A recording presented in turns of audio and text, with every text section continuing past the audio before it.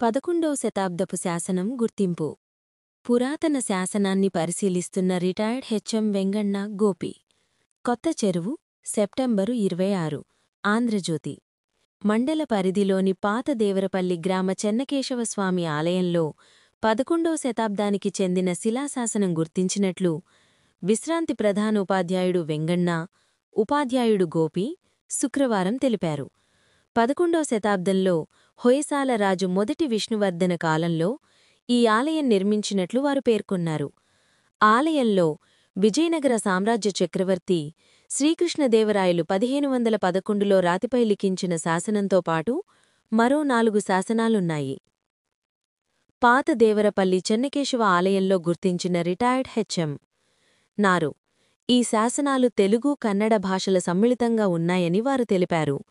ఈ ఆలయంలో చెన్నకేశవస్వామి విగ్రహం ప్రతి ఏడాది కొద్దికొద్దిగా పెరుగుతున్నట్లు గుర్తించామని వివరించారు. లక్ష్మీదేవి లింగరూపంలో పూజింపబడటం ఇక్కడి ప్రత్యేకత అని వారు తెలిపారు.